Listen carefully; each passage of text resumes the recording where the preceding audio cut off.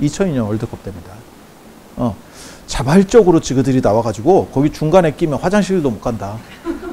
아 진짜야. 그런데 놀랍게도 쓰레기도 거의 없어. 10,000명씩 막 모이고 막 이런 데가 쓰레기도 거의 없어.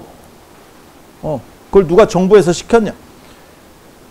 야, 공산주의 국가가 아니면 그 정도 움직이기 어려울걸? 근데 우리가 그걸 해냈잖아. 그거 굉장히 재밌는 거예요. 그게, 다른 나라도 가능한 거 아닙니까? 없었어요. 그래서 전 세계가 얘네 뭐예요? 라고 생각을 했었던 거예요. 그 붉은 악마를 보면서. 그게 아직도 월드컵 그 역사에 남아있다는 얘기잖아. 굉장히 특이함. 이렇게. 그리고 그 약간 이게 무속이 뭐냐면 버프를 주면 지금도 있어요. 잘한다 잘한다 하면 지 죽는 줄 모르고 하더라. 그게 한국 사람의 특징 중에 하나거든. 지 돈 써가면서 잘한다 잘한다 이러잖아. 그럼 막 지 돈 쓰면 미친 듯이에요. 아니야. 진짜 재밌어. 그러면 그게 무슨 대단한 명예가 있는 직이냐? 그것도 아니야. 칭찬은 고래를 춤추게 하는 게 아니고 한국 사람을 미치게 합니다.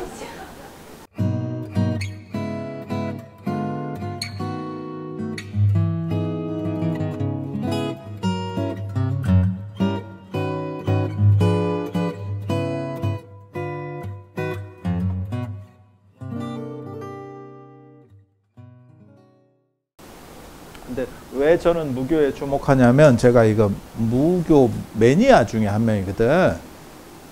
무속.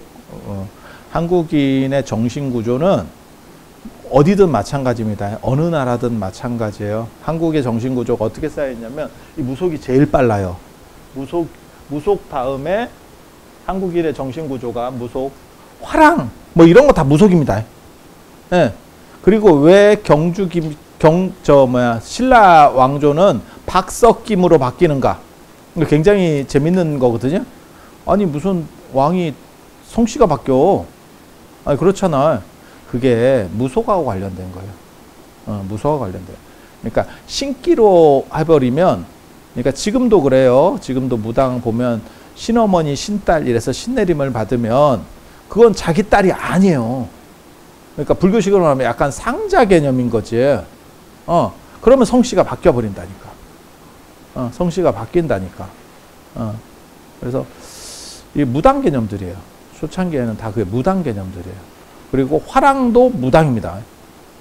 화랑이 무당입니다. 그러니까 무당 폭이 여러분이 생각하는 그 폭이 아니에요. 약간 폭이 훨씬 더 넓어. 그래서 지금도 여기는 잘 모르겠고 저 경남에서는 화랭이라고 하면 무당이에요. 무당의 방언 중에 하나가 화랭이가 있습니다. 그리고 화랑과 관련해서 그 남모준정이라고 하는 그 얘기 몰라? 화랑의 시조 남모준정이잖아. 여성 둘이서 했잖아. 근데 지그들끼리 얼굴로 치고받고 싸우다가 둘 다 죽이는 사건이 벌어졌잖아. 그래서 남자로 바꾸잖아. 남자로 바꾸잖아. 그러니까 처음에 화랑의 시조는 여성인 거예요. 남모와 준정이라고 하는 여성인 거예요. 그러니까 일반 전사 집단하고는 다른 거지. 우리가 생각하는 화랑하면 전사 집단 이거하고 좀 다른 거지. 그래서 화랑이 화장했다라고 하는 그게 있는 거예요. 그런 식의 개념들이 있는 거야. 그리고 김유신이 뭐 칼을 받고 수련을 하다 보니까 뭐 하늘에서 칼이 내려오고 어쩌고 어쩌고 이렇게 혼자서 그렇게 산에 가서 수행하면 그런 일들이 일어나.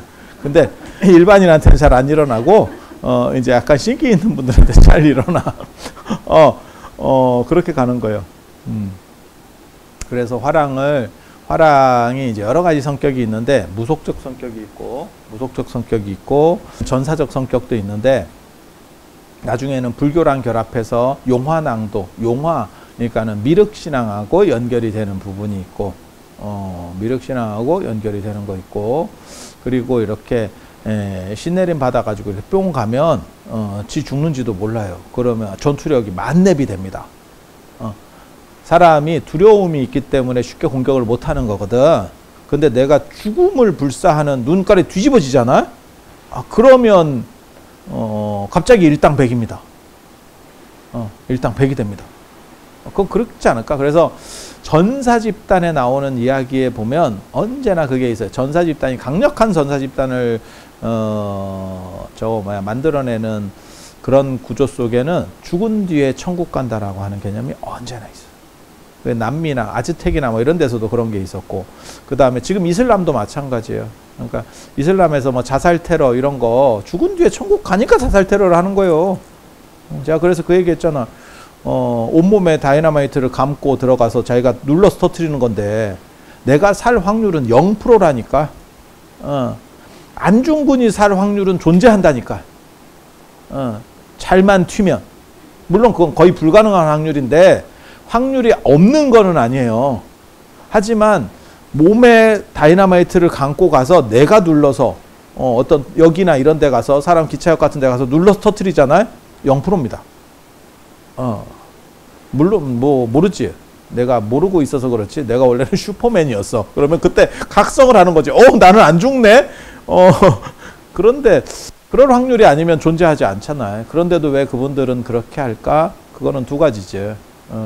하나는 그렇게라도 해서 전달하려고 하는 메시지가 있구나. 마치 우리가 예전에 그 이준 열사나 안중근 의사가 왜 그렇게 했겠나를 생각을 해봐. 뭔가 메시지가 있는 거예요. 저게 미쳤나를 시전할 수도 있지만 그들은 그렇게라도 전할 수밖에 없는 간절한 메시지가 있구나. 그 생각을 한번 해야 되고, 또 하나는 뭐냐면 왜 그 사람이 그 정도의 용기를 낼 수 있을까? 그거는 죽은 뒤에 천국 간다. 안중근도 비슷해요. 그래서 안중근이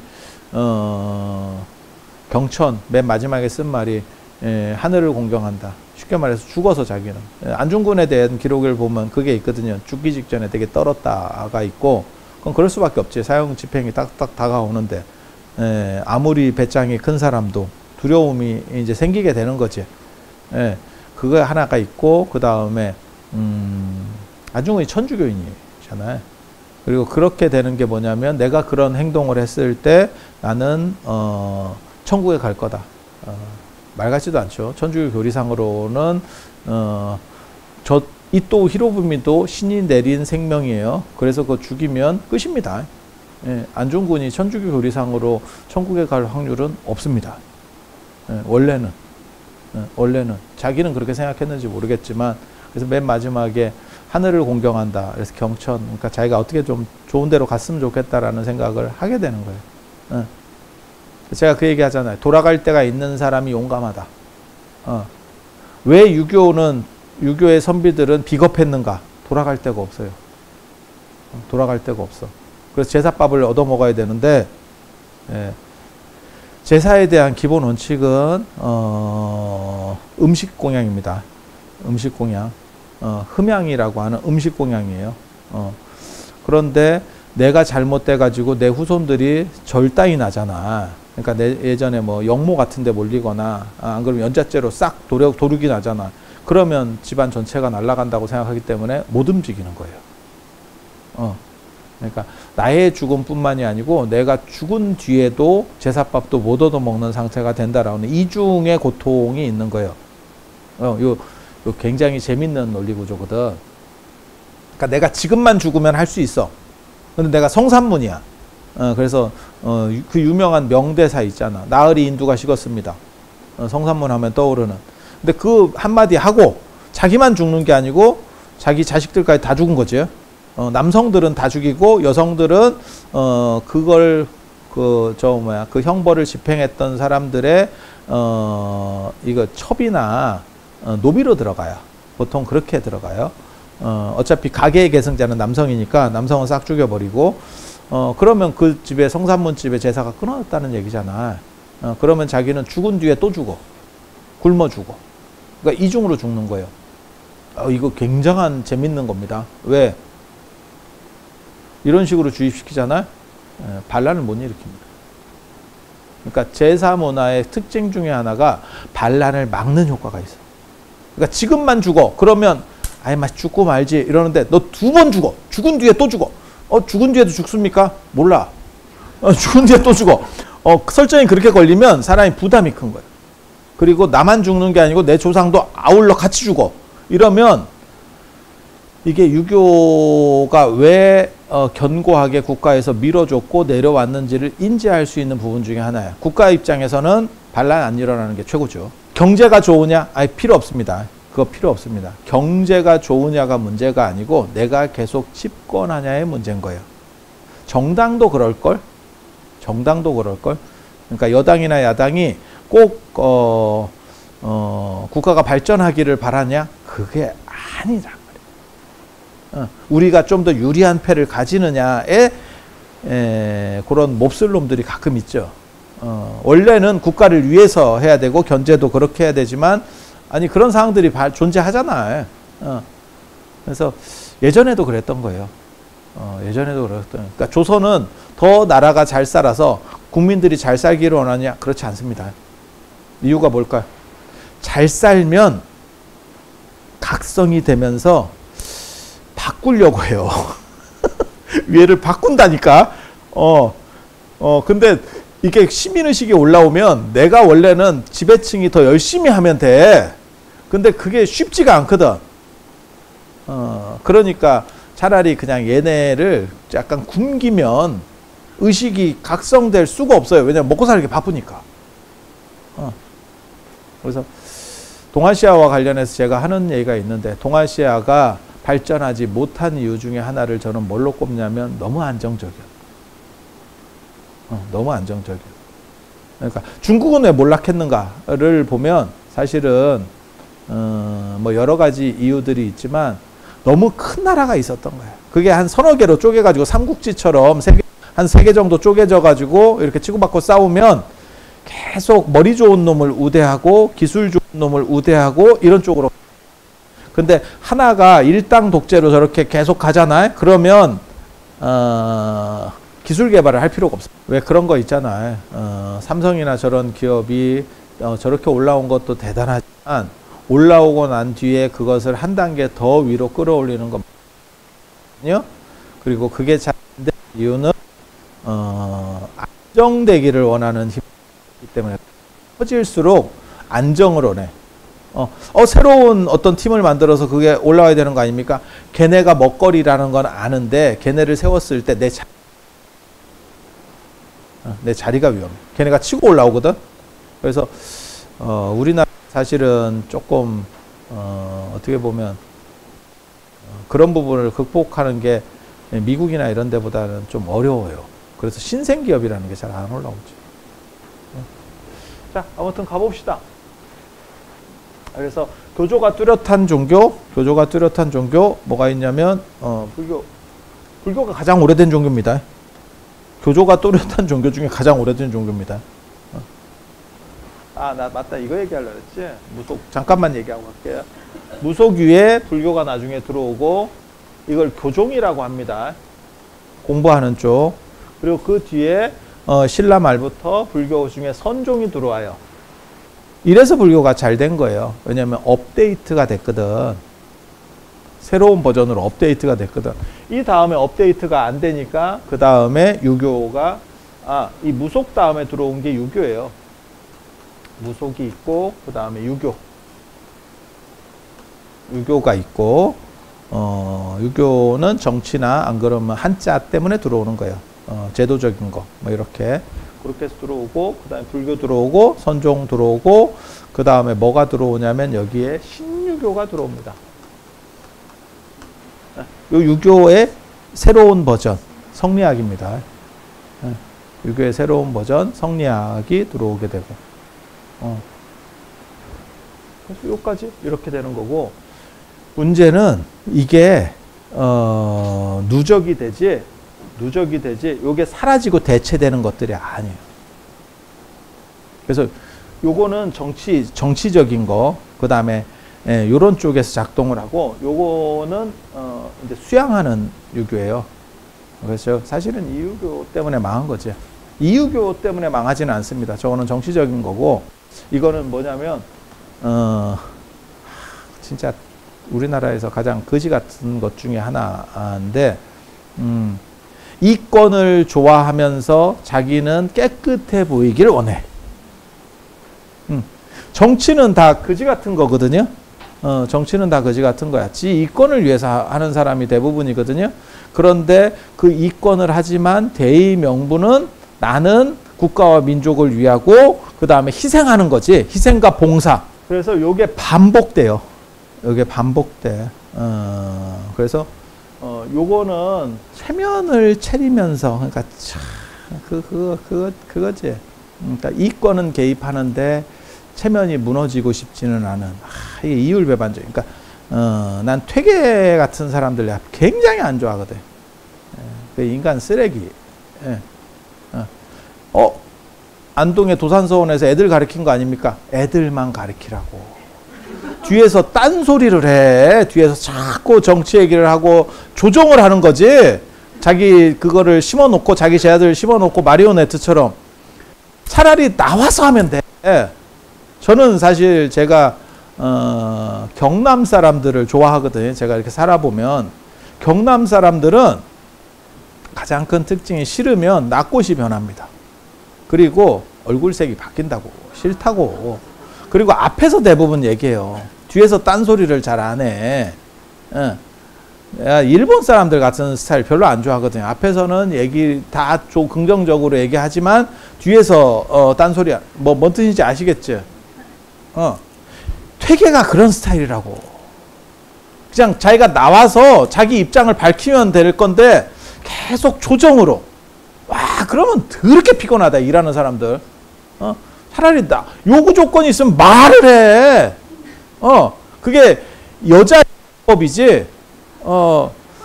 네가 뭘 잘못했는지 알겠어? 뭐 이런 거지. 그러면 오빠가 잘못했는데 그럼 그때 뭘 잘못했는데? 이런 거 비슷하지. 글쎄. 지적을 해주고 차라리 배상을 하락하든지 그거 아닌데 뭐 이런 식으로 하면 더럽게 피곤하다고. 퇴계가 그런 식 사람이에요. 그러니까 진짜 애만 가르쳐. 그러면 괜찮아. 그건 훌륭한 교육자야. 욕심도 없고. 그렇게 했으면 퇴계학파가 세워지겠어. 그러니까 어떻게 보면 예전에 그거 있잖아. 동교동계, 상도동계 뭐 이래가지고 전면에 김대중 씨나 김영삼 선생이 안 나섰는데도 불구하고 뒤에서 이 짓을 하고 있는 거지. 계속. 그리고 자기가 전면에 안 나섰기 때문에 나중에 말을 바꾸기도 쉬워요. 이게 분리하면 그거 내가 한 말 아닌데 내 뜻은 요거였는데 이런 식으로 하기가 좋아. 거지 같다고. 그래서 체면을 차리면서 권력을 요구하는 아주 안 좋은 지금 우리나라도 그렇고 중국도 그렇고 일본도 그렇고 정치적 부패라고 하는 거거든. 전에 그 양반 걸렸잖아. 그 코인 하다가 그 국회의원 국회에서 그 코인 하다가 그 양반 요즘 못 나오잖아. 근데 그런 분이 그 양반은 어떻게 보면 순진한 거요. 코인이나 하고 있지. 젊은 사람이니까. 이권에 개입하는 거는 뭐 개입했을 수도 있긴 하지만 그런 걸로 걸린 건 아니잖아. 오히려 그게 나는 단박하다고 생각하는데. 아니 그건 내 생각일 수도 있는데. 그래서 근데 이권에 개입하고 이런 사람들 굉장히 많거든. 은근하게. 그리고 나중에 자기는 꼬리 자르고 분리하면 딱 잘라내고 뭐 이런 식으로. 요게 이런 거. 제일 안 좋은 문화라고 생각을 해요. 굉장히 안 좋은 문화. 요게 그대로 있어요. 그래서 제가 예전에 우리 싸이 선생께서 강남 스타일로 전 세계를 한번 달궈줬잖아. 그래서 제가 강남 스타일 노래를 들으면서 야, 이거야말로 진짜 대단한 노래다라고 저는 생각을 해서 제가 글을 썼다고. 장편의 글을 썼어요. 강남 스타일. 그게 무속 구조거든. 무속 구조거든. 무속과 이 유교에 대한 구조예요. 밤이 되면 미치고 낮에는 정숙한 여자. 이게 카오스 밤 이게 낮의 문화예요. 낮의 문화예요. 그래서 우리나라에 이런 거 많이 있었어요. 최근까지. 예, 최근까지 많이 있었어. 그래서 아니 낮에는 직장에서도 그렇다니까. 낮에는 깍듯하게 대우를 하기를 원하고 남성 집단도 그랬어요. 그 다음에 밤 돼서 술자리면 형이라고 불러. 야 형이라고 불러. 형이라고. 야씨 이러면서 그리고 나중에 사우나 가서 서로의 그 물건을 확인합니다. 거기까지 이렇게 한번 서로 확인하고 이제 끝나고 그럼 그 다음에 직장에 나와서 형이라고 그러면 이게 개념이 없어. 이렇게 그리고 또 밥 먹으면 형이라고 불러. 이렇게 이게 그 싸이의 그 노래가 그 두 가지를 그대로 보여주는 거예요. 그리고 이게 무속의 구조라고 하는 게 힘에 대한 의지, 그 다음에 윤리성이 없습니다. 윤리 없어도 돼. 예, 윤리 없어도 돼. 그러니까 무조건 힘으로 이길 수만 있으면, 힘이나 개교로 이길 수만 있으면, 지금도 그런 거예요. 지금도 그런 거예요. 입시기도의 대부분은 내 자식을 조금 더 잘해서 찍는 게 좀 더 잘 들어가기를 요구조입니다. 요구조입니다. 면접 같은 거 볼 때 내 자식이 올라가 있으면 어떻게 해서 줄을 닿게 해서 영향을 조금이라도 미쳐보고 싶은 거. 그 생각 없으면 부모가 아니지. 이겁니다. 윤리적이면 그 생각을 하면 안 돼. 예, 그 생각을 하면 안 돼. 아니 맞잖아. 그렇게. 그래서 이게 아직도 유전하는 문화예요. 유전하는 문화예요. 그래서 이게 한국인의 성격을 규정하는, 그리고 이게 뭐냐면 집단주의 떼거리 문화가 있거든요. 그래서 요런 식의 무속 구조를 최근에 가장 크게 보였던 거, 전 세계가 저것들 뭐야 라고 시전했었던 적이 있습니다. 한국 사람들을 보고 저것들이 미쳤나를 한번 했었던 2002년 월드컵 때입니다. 자발적으로 지그들이 나와가지고 거기 중간에 끼면 화장실도 못 간다. 아 진짜야. 그런데 놀랍게도 쓰레기도 거의 없어. 10,000명씩 막 모이고 막 이런 데가 쓰레기도 거의 없어. 그걸 누가 정부에서 시켰냐? 야, 공산주의 국가가 아니면 그 정도 움직이기 어려울걸? 근데 우리가 그걸 해냈잖아. 그거 굉장히 재밌는 거예요. 그게, 다른 나라도 가능한 거 아닙니까? 없었어요. 그래서 전 세계가 얘네 뭐예요? 라고 생각을 했었던 거예요. 그 붉은 악마를 보면서. 그게 아직도 월드컵 그 역사에 남아있다는 얘기잖아. 굉장히 특이함. 이렇게. 그리고 그 약간 이게 무속이 뭐냐면 버프를 주면, 지금도 있어요. 잘한다 하면 지 죽는 줄 모르고 하더라. 그게 한국 사람의 특징 중에 하나거든. 지 돈 써가면서 잘한다 이러잖아? 그럼 막 지 돈 쓰면 미친 듯이에요. 아니야. 진짜 재밌어. 그러면 그게 무슨 대단한 명예가 있는 직이냐? 아니, 그것도 아니야. 칭찬은 고래를 춤추게 하는 게 아니고 한국 사람을 미치게 합니다. 그게 무속의 구조예요. 무속의 구조입니다. 그리고 그 힘이 훌륭한 목적을 주는 지도자를 만났을 때 한 방에 우리 같이 올라오는 거예요. 진짜 여러분 어렸을 때 우리나라가 거의 최빈국 중에 하나입니다. 북한보다 못 살았었다니까. 여러분 어렸을 때. 진짜 60년대 70년대 초반까지 북한보다 못 살았어. 우리가 70년대 후반부터 북한하고 이제 까이까이 이 정도 됐을걸? 제 기억에는. 예. 아니 맞잖아. 진짜 전 세계 최빈국. 우리가 필리핀 원조 받았다니까. 필리핀 원조. 저 드라마 뭐 있었잖아. 카지노 이거 최민식 나오는 거 보면 필리핀 진짜 거지 같거든. 야 저게 나라냐 싶을 정도로 필리핀 원조 받았어. 필리핀 원조. 야 씨.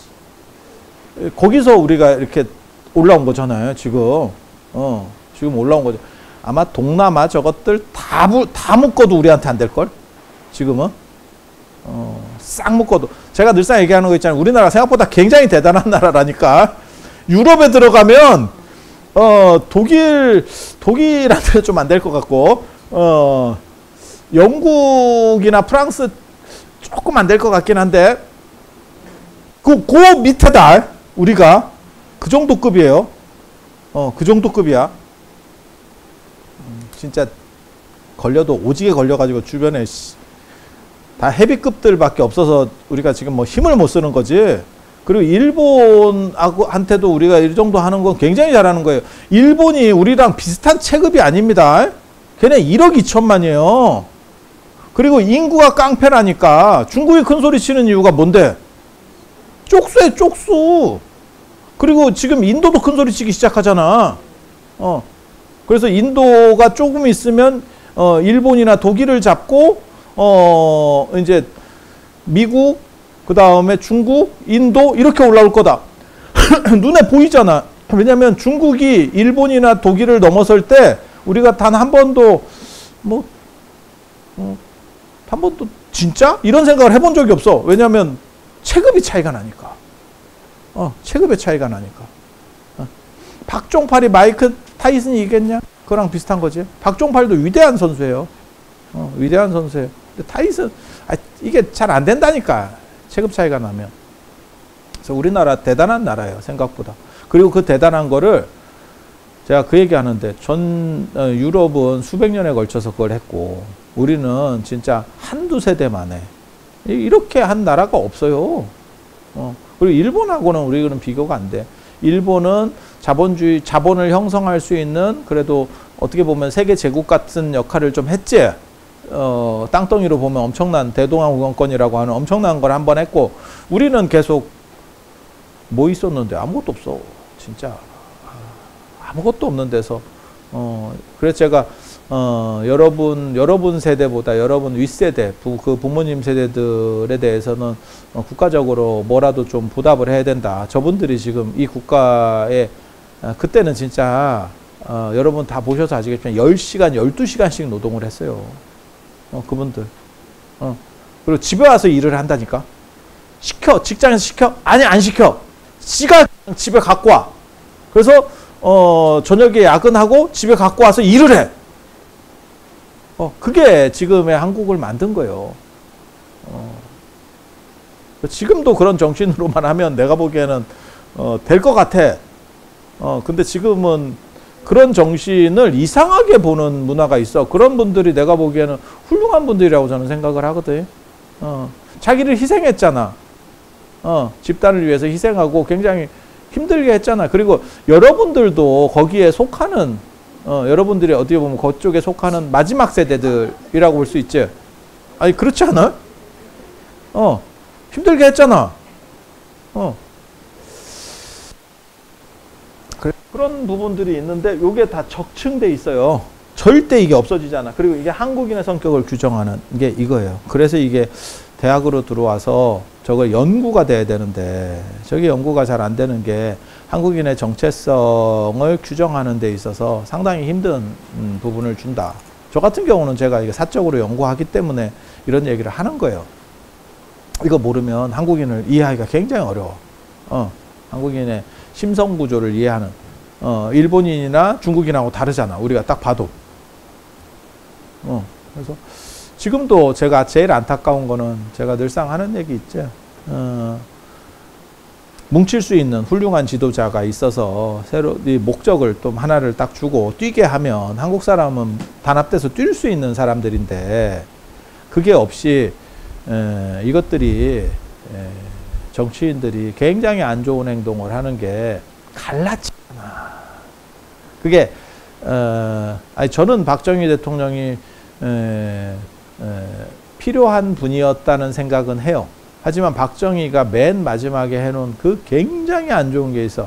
영호남을 갈라서 자기가 장기 집권하려고 영남 쪽으로 돌아선 여러분 생각은 여러분이 잘못 생각하시면 안 되는 게 영호남이 지역 감정이 있었을 거다라고 생각하지 마세요. 조선시대 없었습니다. 일제강점기 때 없었습니다. 그리고 한국전쟁 때 우리가 한번 톱질을 당해가지고 전부 왔다리 갔다리를 한번 했잖아요. 그 와중에 또 없었어요. 누가 만든 거냐? 박정희 말기에 만드는 거예요.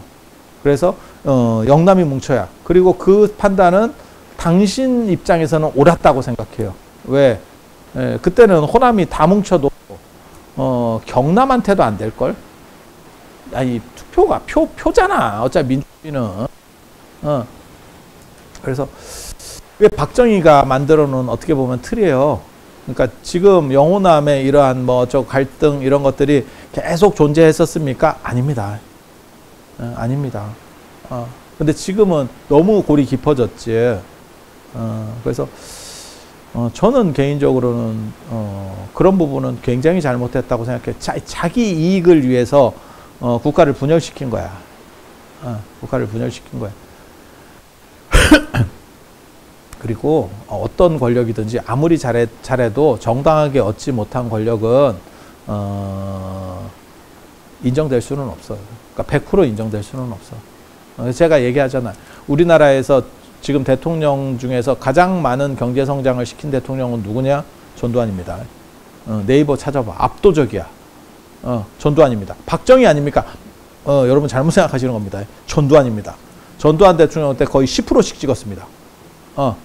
자고 나면 막 올라갈 때요. 전두환입니다. 그러면 우리가 전두환을 긍정할 수는 없잖아. 왜? 그거는 주어진 권력이 아니고 국민에 의해서 주어진 권력이 아니고 쟁취된 권력이었잖아. 그러니까 그거는 구분은 해야 돼. 민주주의의 기본 원칙 중에 하나거든. 그래서 경제적으로는 아무튼 전두환 대통령이 제일 잘했어. 그리고 군부들이 경제를 잘하는 이유 아세요?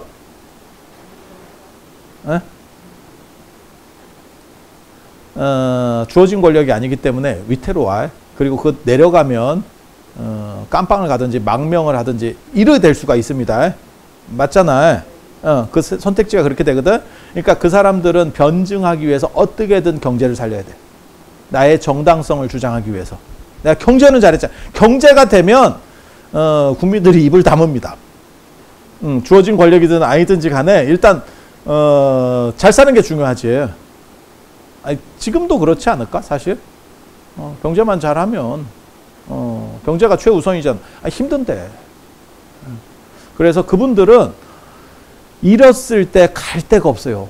선출직으로 내가 쉽게 말해서 뽑혀서 된 사람은 내가 좀 망치더라도 어쩔 건데를 시전하면 됩니다. 너네가 뽑았잖아. 위임된 권력 아니요. 그럼 뭐 어쩔 건데. 내가 실수할 수도 있지. 그거고 저쪽은 퇴로가 없다니까. 저쪽은 배수진이에요. 그래서 무조건 잘해야 돼. 무조건 잘해야 돼. 그래서 그런 부분이 있어요. 그리고 이렇게 구테타로 집권하시는 분들이 판단력은 좋은데 실행력은 좋은데 이게 좀 떨어지죠. 그래서 전문가를 영입하는 경우들이 많고 선출직들은 다 지가 머리가 좋다고 생각을 해요. 그래서 제가 얘기하잖아. 왜 우리는 김영삼 대통령 때 하필 IMF를 맞았을까? 김영삼 대통령이 최연소 국회의원입니다. 한국 민주주의 역사에서 그분이 IMF만 안 맞고 잘 퇴진했으면 진짜 기록에 남을 만한 어른이에요. 근데 거지같이 됐죠. 왜? 너무 당신이 잘나서 전문가보다 자기가 판단이 우선되는 거예요. 그래서 대통령이 잘나면 안 돼. 대통령이 너무 잘나면 트럼프 지금 당신이 너무 잘났죠. 너무 잘났죠. 그런 부분들이 있는 거예요. 이 부분이 무지하게 중요해요. 여러분 생각보다 이 부분 엄청 중요합니다. 이게 계속 유전돼 가고 있어요. 그래서 한국이 그리고 이거를 놀랍고 중요하다는 거는 누가 눈치채냐면 일제강점기에 일본 사람들입니다. 그거 알고 있었어요. 그래서 조선의 무속 뭐 이런 것들을 다 정리를 합니다. 지금도 우리가 그 책까지 그게 어떻게 보면 이런 문화 연구할 때 가장 필독서 중에 하나가 그거예요. 그럼 일본 사람들은 왜 그렇게 이런 것들을 정리하려고 했느냐? 일본 사람들은 한국인을 연구하고 그게 식민지 지배학이라고 하는 거예요. 그들은 어떻게 생각하느냐를 판단을 해서 그들이 저항하지 않는 상태에서 등골을 빨아야 돼. 등골을 빨아야 돼. 그들이 생각하는 패턴이 있는데 거기에 잘못 걸리면 괜히 힘들어져. 그러니까 제가 그런 얘기 하잖아요. 기업이라고 하는 건 이윤을 추구하는 거고, 지금 중국에서 공장 빼가지고 인도로 다 옮기고 있잖아. 뭐 그런 얘기 들어보셨죠? 뭐 삼성이나 이런 데 다 옮긴대잖아. 그럼 삼성이 뭘 할 거냐면 이나 이런 거 다 지어주는 거예요. 왜? 인도 사람을 위해서 등골 빼려고. 왜? 대우를 잘 안 해주면 어느 정도 있다가 이 사람이 자꾸 나가요. 나가서 딴 쪽으로 옮겨버린다고, 이직한다고. 그러니까 못 나가게 잡고 있는 게 좋지요. 왜냐하면 계속 훈련시켜야 되는 그 비용이 들어가니까. 저는 그것도 있어요. 물론 뭐 중국에서 돈을 더 많이 주니까 우리나라 반도체 그런 분들이 이렇게 기술을 뺀다도 있지만, 삼성이나 하이닉스가 잘하면 그렇게 할까?